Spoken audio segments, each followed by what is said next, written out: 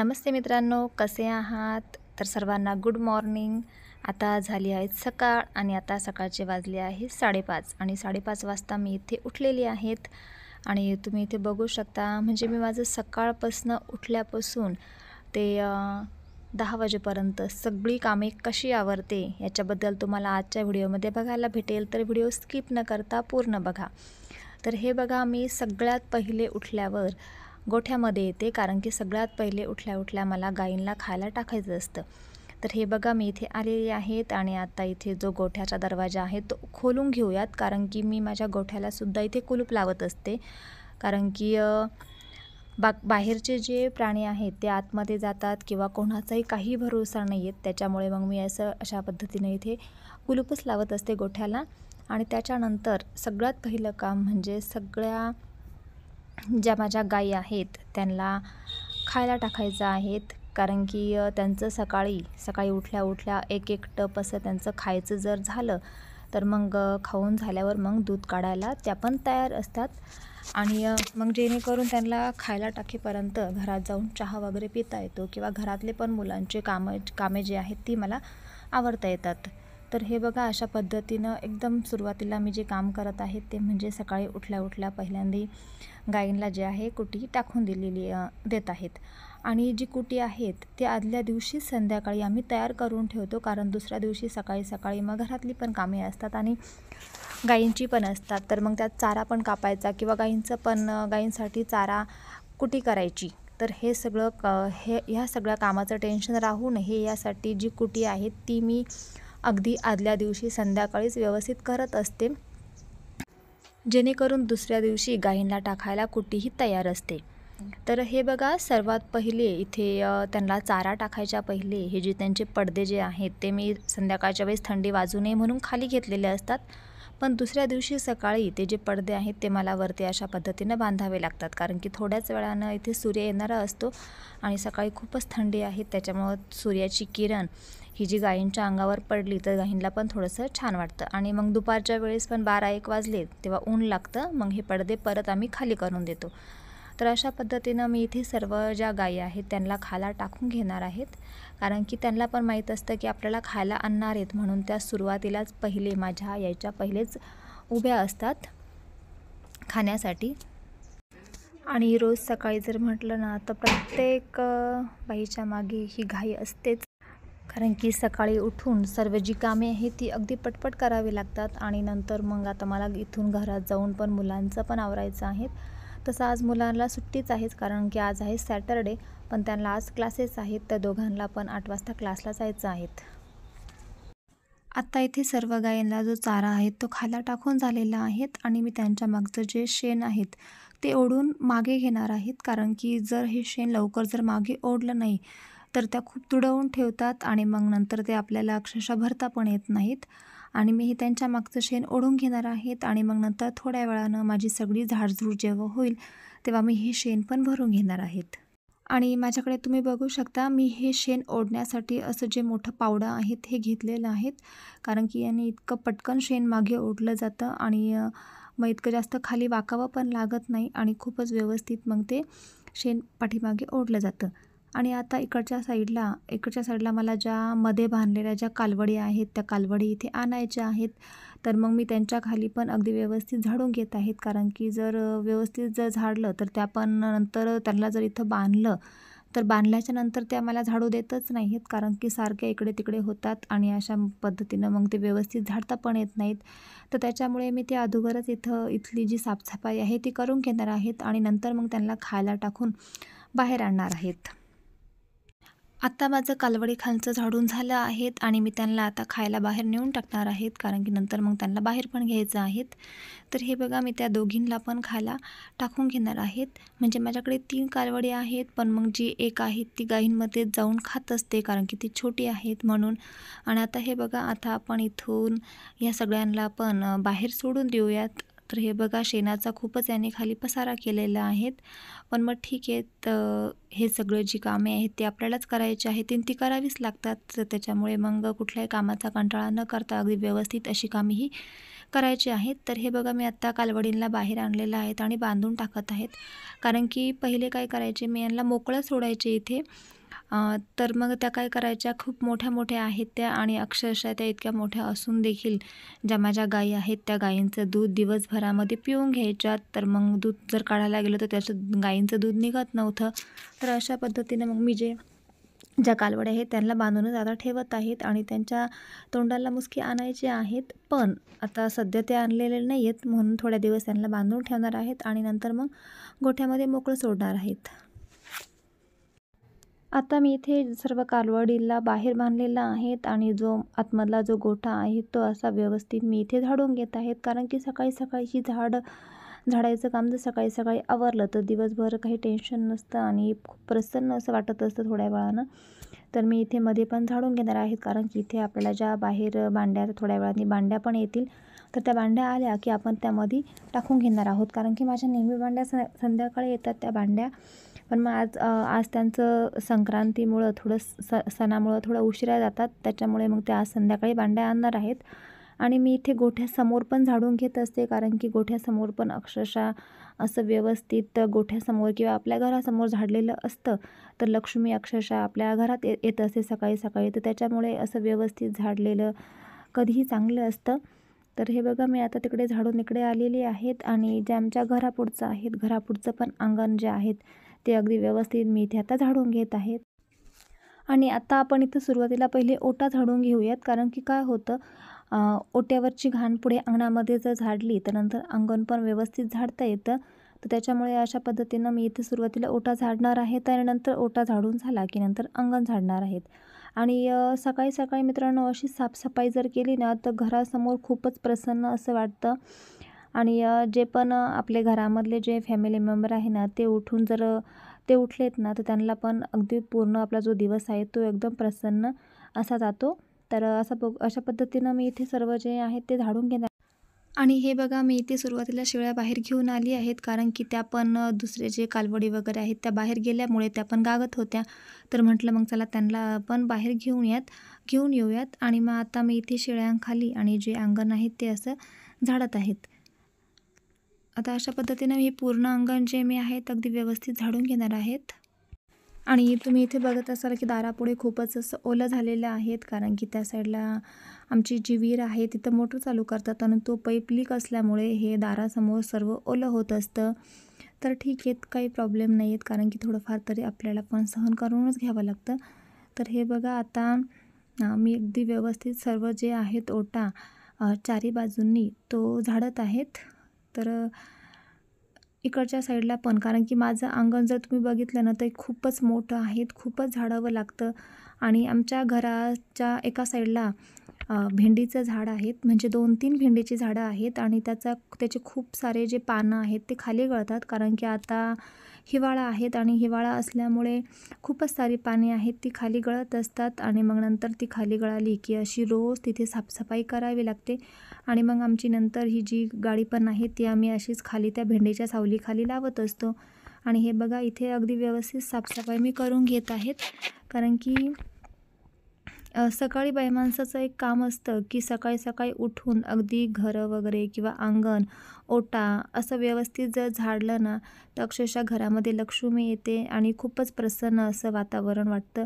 तर अशा पद्धतीनं मी रोजची कामे अशी करत असते. रोज उठून हा सगळा कचरा एका ठिकाणी गोळा करायचा आणि नंतर मग व्यवस्थित तो काडीपेटीनं पेटवून पण देते. आणि नंतर जास्त कचरा जर असला ना तर तो पेटवून द्यायचा आणि थोडाफार जर असला तर मग इथे घंटागाडी येते आमच्या इथे, तर ते घंटागाडीवाले तो कचरा उचलून घंटागाडीमध्ये टाकून घेऊन जातात. पण अगदी जास्त प्रमाणात जर कचरा असला तर ते घंटागाडीवाले पण उचलायचा कंटाळा करतात आणि नंतर मग तो आम्हालाच इथे पेटवून द्यावा लागतो.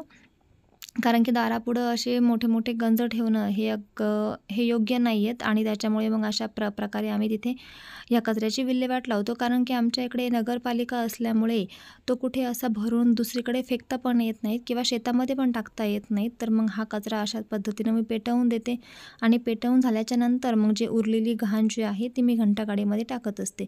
तर हे बघता अगदी व्यवस्थित असं रस्त्यापर्यंत झाडत जावं लागतं. आणि आता इकडे पण माझ्या घराच्या एका साईडला जे चिक्कू, रामफळ, सीताफळ त्याची झाडं पण आहेत ना, तर तिथे पण अगदी व्यवस्थित असं रोज झाडावं लागतं. कारण की तुम्ही असं बोलत असाल का मी काय सकाळपासून झाडतच आहेत.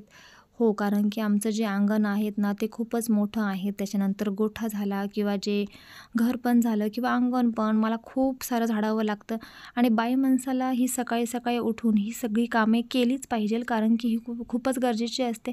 जेणेकरून दिवसभर अगदी फ्रेश असं वाटत असतं.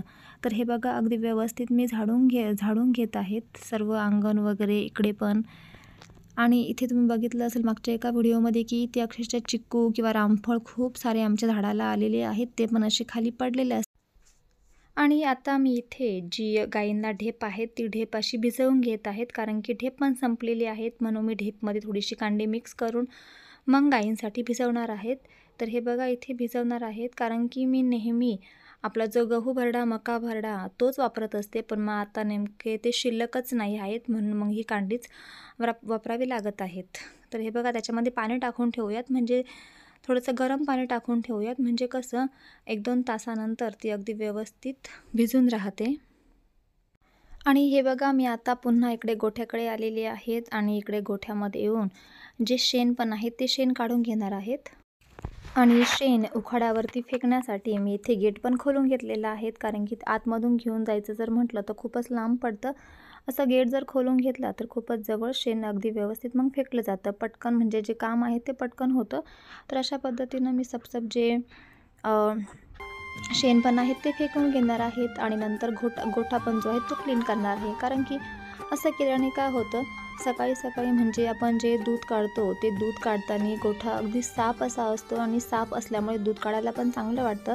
कारण की ती दुधाची किटली पण जी आहे ती सरकावी लागते. आणि किटली सरकवताना जर हे शेण जर मध्ये जर असलं तर ती किटली जी आहे दुधाची ती पूर्णपणे अशी शेणाने माखली जाते आणि नंतर मग ती अगदी व्यवस्थित मग धुवावी पण लागते. तर काम हे खूपच वाढतं. तर त्याच्यापेक्षा सकाळी सकाळी मी जे हे शेण काढणं किंवा गोठा पण झाडणं ही सर्व कामे आहेत ती सकाळी लवकर मी करत असते.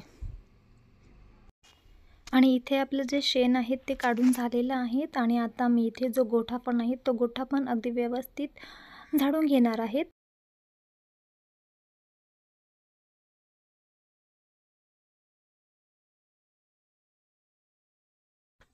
आणि आता मी इथे सोडून घेणार आहेत कोंबड्या. कारण की त्या कोंबड्या पण सकाळी सकाळी थंडीच्या लवकर सोडाव्या लागत नाहीत. थोड्याशा उशिरा सोडल्या तर त्यांना पण अगदी मग जे बाहेरचं ऊन आहे ते ऊन लागतं. इतक्या सकाळी लवकर त्या सोडायच्या नसतात. मग ही सगळी कामे जेव्हा माझी आवरेल तेव्हा मी कोंबड्यांना सोडत असते. आणि इथे कोंबड्या जर सोडून दिल्या की त्यांना लगेच जे धान्य पण आहेत ते पण कोंबड्यांना टाकावं लागतं. तर हे बघा मी प्रत्येक कोंबड्यांना जे घरामध्ये आहेत किंवा इकडच्या गोठ्यामध्ये पण ज्या कोंबड्या आहेत त्या सगळ्यांना मी इथे खायला टाकून घेणार आहेत. आणि तुम्ही इथे बाहेर पण बघू शकता अगदी जास्त प्रमाणामध्ये धुक्या आहेत. कारण की थंडीचे दिवस असल्यामुळे हे धुकं बाहेर राहणारच. आणि आता इथे सर्व ज्या कोंबड्या आहेत त्या बरोबर धान्य त्यांना समजतं की धान्य टाकलेलं आहेत म्हणून ते सगळे खायला इथं येतात. आणि आता हे बघा आपण सुरू करूया दूध काढण्यासाठी. तर अशा पद्धतीनं मी मशीनना एक एक करून जे सर्व गायींची दूध आहेत ते काढून घेणार आहेत. आणि मित्रांनो तुम्ही इथे बघू शकता अशा पद्धतीनं जर गोठा जर क्लीन असला ना तर दूध काढायला पण चांगलं वाटतं. कारण की मग शेणामध्ये दूध काढणं हे नाही पॉसिबल होत. तर त्याच्यामुळे मी अशा पद्धतीनं लवकर उठून गोठा वगैरे झाडून नंतरच त्यांचं दूध काढत असते. आणि दूध काढायला मी थोडीशी उशिरा सुरुवात करते. कारण की उशिरा सुरुवात का करते, कारण की दूध काढायला काहीही वेळ लागत नाही. मशीन असल्यामुळे फक्त ते 15 ते 20 मिनटामध्ये पूर्ण गायींचे जे दूध आहे ते अगदी पटपट काढून होतात. कारण की एका गाईला मशीन लावलं की दुसऱ्या गाईला पण पटकन मशीन आपण लावून त्याचं दूध काढू शकतो. तर अशा पद्धतीनं दूध थोडं उशिराच काढते मी.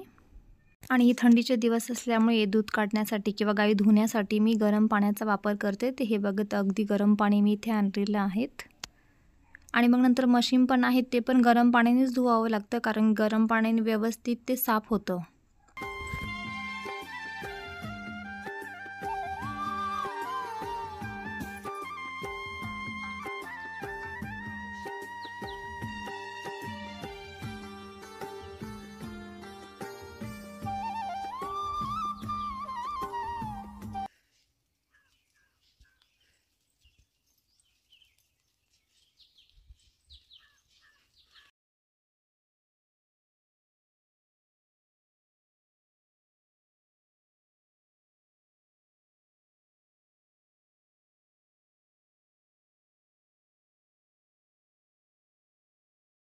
आणि आता आपले इथे सर्व गायींचे दूध काढून झालेले आहेत आणि आपण ते आता किटलीमध्ये ओतून घेऊयात आणि नंतर किटली पण व्यवस्थित गरम पाण्याने धुवून घ्यायची आहेत.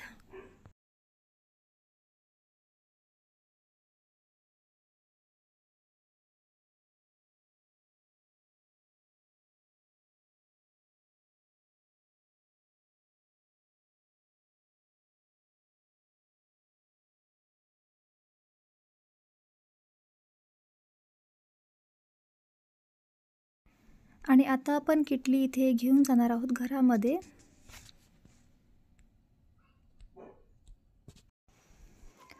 आता मी इकडे चालली आहेत घराकडे आणि घरामध्ये गेल्यावरती आपण ते छोटे कोंबडीचे पिल्ले पण आहेत ते पण सोडून देणार आहोत आणि त्यांना पण मी इथे जे खाद्य आहेत कोंबड्यांना खायला टाकत आहेत. आणि आता मी इथे बकऱ्यांना पण जे बकऱ्यांचं खाद्य आहे ते खाद्य त्यांना मी खायला टाकत आहेत, कारण मी इथे बकऱ्यांना पण एका विशिष्ट पद्धतीचं खाद्य तयार करून ठेवलेलं आहे. ते खाद्य त्यांना रोज सकाळी द्यावं लागतं.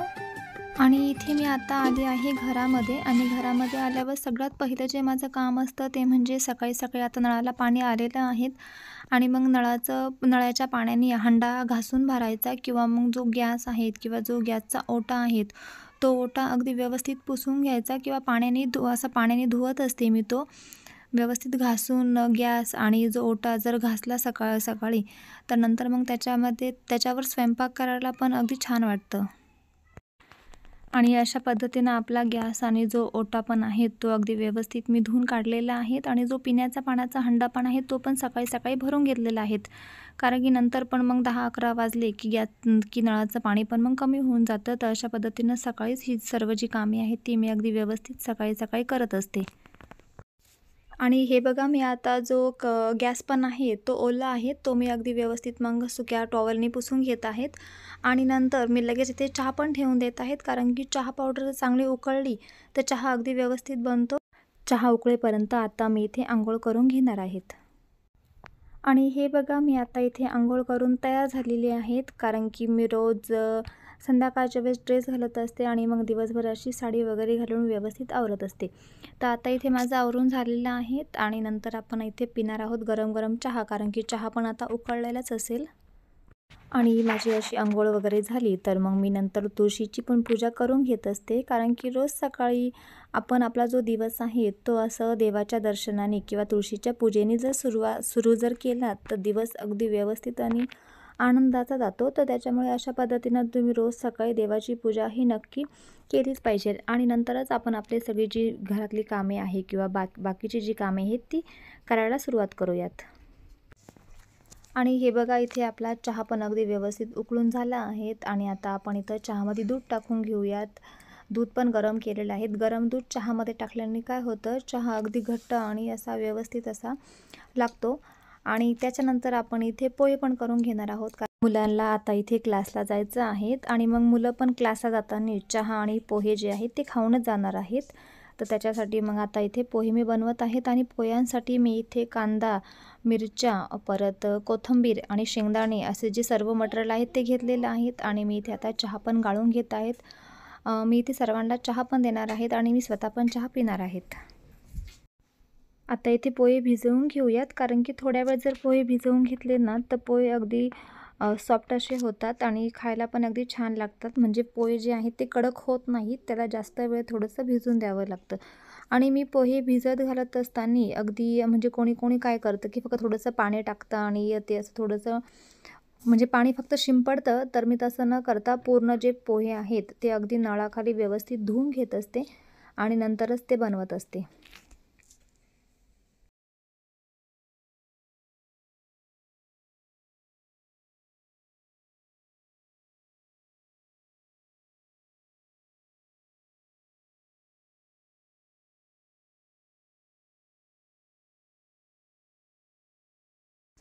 आणि आता मी इथे जो बेडरूममधले जे अ, कपडे वगैरे आहेत अंथरण्याचे आणि पांघरण्याचे ते पण काढून घेतलेले आहेत आणि बेडरूम, किचन तसेच हॉल व्यवस्थित झाडून पण घेत आहेत. कारण की गोठ्यामध्ये पण सकाळी इतकं सगळं काम असतं तर मग घरातलं हे झाडणं वगैरे होत नाही. तर मी आता व्यवस्थित घर, हॉल सगळे रूम असे व्यवस्थित झाडून घेणार आहेत.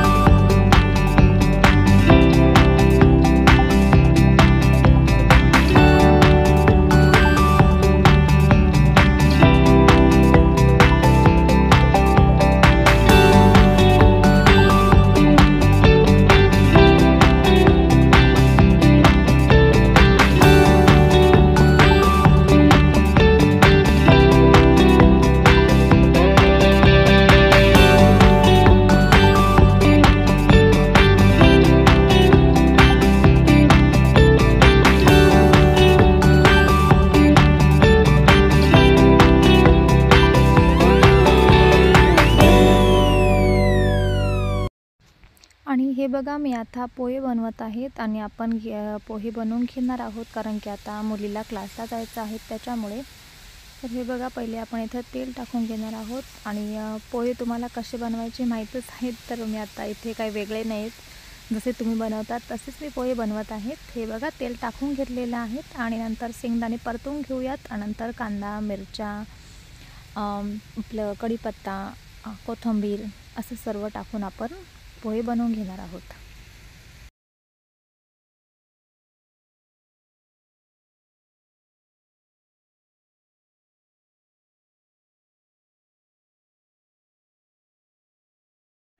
आणि आता आपला इकडे जो कांदा आहे पोह्यांसाठी तो परतत आहेत आणि तो परतेपर्यंत आपण इथे पनीर चिरून घेणार आहोत कारण की आपण आज भाजी करणार आहोत पनीरची.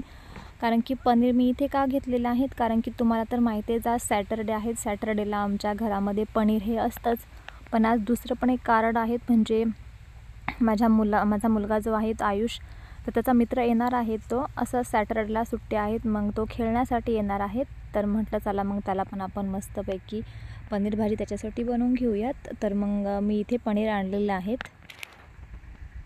आणि हे बघा इकडे आपले पोहे पण बनवून झालेले आहेत आणि मी एका साईडला पनीर पण कापून ठेवलेले आहेत कारण की पनीर भाजी पण बनवायची आहेत. मग त्याच्यासाठी म्हटलं पोहे आपण खात आहेत तोपर्यंत एका साईडला तांदूळ पण निसून घेऊयात आणि भात पण घालून देऊयात कारण की माझ्या मुलांना रोज सकाळ संध्याकाळ दोन्ही टाईम हा भात हवा असतो. तर मी दोन्ही टाईम भात बनवत असते कारण की मग घरात दूध असतं, दही असतं. मग मुले काय करतात की दह्या आणि दुधासोबत भात खात असतात आणि स्कूलमधून आल्यावरती त्यांना भात हा लागतोच. मग त्याच्यामुळे मी दोन्ही वेळेस भात असा घालत असते.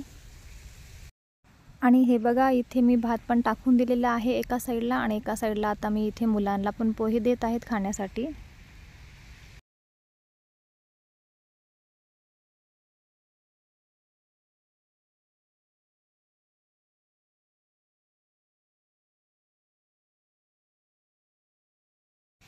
आणि आता आपण इथे पनीर भाजी बनवून घेणार आहोत आणि पनीर भाजी कशी बनवायची हे तुम्ही माझ्या ब्लॉगमध्ये बघितलेलेच असेल. तर अगदी मी नेहमीप्रमाणेच पनीर भाजी बनवत असते आणि पनीर भाजीला मी असं वेगळं असं मटेरियल वगैरे काही आणत नसते. फक्त एक पनीर टिक्का मसाला जो आहे, ग्रेव्ही मसाला जो आहे तो मसाला आणत असते आणि इतकं झटपट असं पनीर बनतं. आणि पनीर म्हणजे मी हे जे पनीर आहेत ते दुकानातनं केव्हाच आणत नाहीत.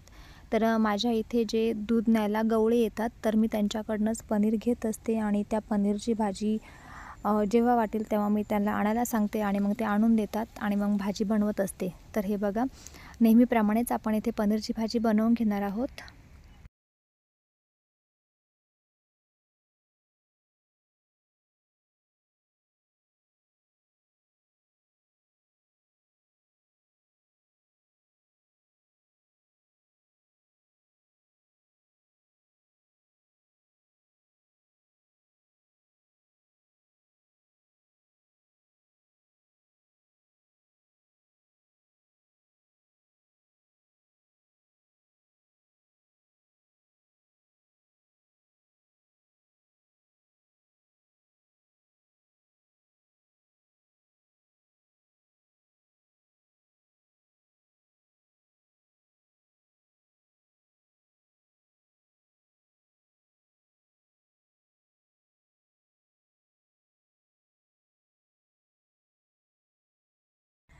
आणि हे बघा, इथे आपले जे पनीर आहे ते बनवून झालेलं आहेत आणि आपण त्याच्यावरून असं जे थोडंसं पनीर मी ठेवलेलं होतं ते असं त्याच्यावरून किसून टाकूयात.